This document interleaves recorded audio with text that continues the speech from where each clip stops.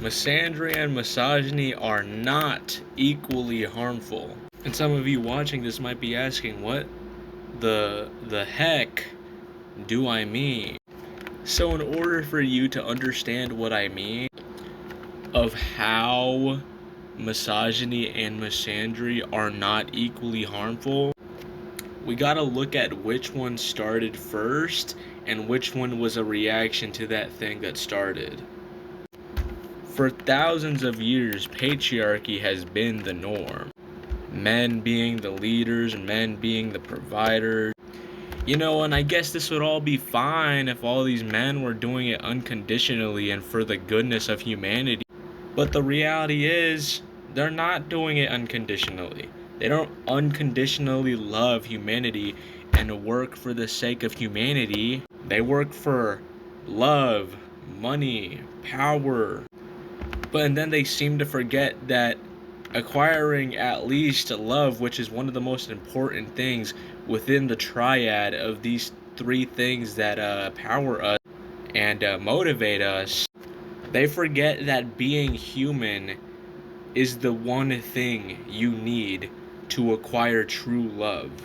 You can gain money and power by working hard, I guess. That's a whole other conversation, like, oh, you gotta work hard and then you'll become a billionaire. I don't think that's true, but I'm not gonna elaborate on that. But it's just like, so the patriarchy is designed to make men do all this work, right? And one of the things that they are promised in return is love, is validation, is that a woman will love you because you are a provider and a hard worker. And the more decentralized people get from the patriarchy as a whole, the more people start respecting their own autonomy. You want to know why? Because the patriarchy and capitalism itself completely devalues both genders' humanity. So no matter what you were born with, capitalism does not see you as a human being. Capitalism and the patriarchy sees you and men as cogs in the system, no matter what. So now let's talk about how the patriarchy is inherently misogynistic. So we've already established that the patriarchy has been for thousands of years. It's been here for more time, way more time than misandry, and about how the whole system is built on making men in lead, making men do the more physical jobs and all that. And it is a system that directly devalues women as actual human beings with real autonomy. And guys, if we don't know what autonomy is, it's the right or condition of self-government. Basically, what I think it means is that our own body is our own body. Our own choices are our own choices. But we can also existentially get our autonomy taken by the system. The system is secondhand taking everybody's autonomy because we live in a world where you either work or you die. And isn't that taking the right or condition of your self-government? Where you're forced to work and labor yourself or else you will not survive? But anyways, patriarchy been around thousands of years. They devalue women because they frame women as the reward for hard work. That isn't actually considerate of the woman's autonomy or the fact that they're a human being just like the rest of us. That is genuine, dehumanization.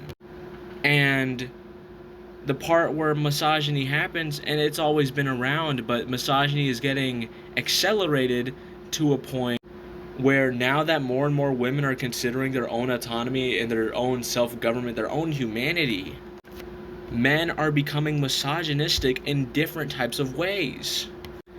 Now they are actively hating on the women who respect their own self-autonomy and want nothing to do with men. So people who conformed with the patriarchy were always misogynistic, but now it's in a different way now that women are actually revolting from the patriarchy. So yeah, this misandrist hate of men is a response to the patriarchy. It's a response that says, I don't need a man because the only thing that having a man does is take away my autonomy and my choices in my life in this world. And I'll give you guys an analogy, because we're gonna push into the next segment of this video, where people believe that misandry is just as hurtful as misogyny because it's inherently hate. And if you're coming from the standpoint of like, oh, hate is just objectively bad, no shit. No fucking shit. Like, it's genuinely so stupid that you have to say something so obvious out loud just to send away the conversation or some shit. But anyways, obviously hatred is bad, but we gotta like see where these things come from, which one started first, which ones are worse. Because in my opinion, and it might be an objective fact, that misogyny is way worse than misandry. What's the worst thing that happens when a woman is dating a misogynist? Murder? Rape? Sexual assault? Literally domestic abuse and first-degree murder. Those are some of the worst things that happen when a woman is dating a misogynist that believes that that woman is not human and that he owns her. Misandrists don't believe that they own men. They don't believe that men aren't people, depending on the misandrists. They just literally do not want anything to do with them because they believe most men are misogynist, because most men conform with the patriarchy that pushes misogynist ideologies. So, like, let's go back to this analogy of, like, the worst thing that'll happen to a woman when she dates a misogynist is that she'll literally lose her own life. And the antithesis of that is that if the worst thing that'll ever happen to a man if he dates a misandrist is that he gets criticized for conforming with the patriarchy and being a misogynist. Do we see the big ass difference here? Ultimately, nothing will happen to the man because he is dating a misandrist or he is in the presence of a misandrist. Women literally fucking die for saying no to a romantic proposal. I won't even name the cases. I mean, they're all over the place. They're all over the place. Alright? And after watching this video, you still think that misogyny and misandry are still equal in value? You're stupid.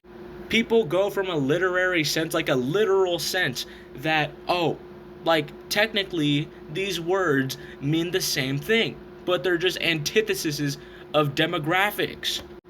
That doesn't really mean anything. Because if we're going off the definition, we don't know. There's no weight behind the word. I mean, yes, definitions give it weight, but there's also societal and cultural context behind words. That's like saying the N-word is just something to refer to a black person rather than something that's actually offensive to call a black person. Like, you're completely ignoring the cultural context of that word simply because it has a definition that isn't inherently harmful. And it's just incredibly stupid, because if we lived our whole life thinking like that, what would anything mean at all? If we applied this to every word in the entire world, like if we were talking about the Holocaust, which I don't even know if I want to go down this rabbit hole, but let's read the definition of this. Destruction or slaughter on a mass scale, especially caused by fire or nuclear war. So this is a word that has a definition, right? But if we just only applied it to the definition, we wouldn't have the cultural context that millions and millions of innocent Jew citizens died in the Holocaust. Not the blank, flat definition of a Holocaust. And if we keep pretending that words are like synonyms and they're interchangeable and they have equal amounts of value, we are going to get nowhere. And I feel like if you think that misogyny and misandry are the same in harmful terms, then you yourself are a misogynist. Because there's no way you actually believe that. There's no way. Anyways, I don't want this to be any longer than 10 minutes, so... Man, I hope you're not a misogynist. See ya.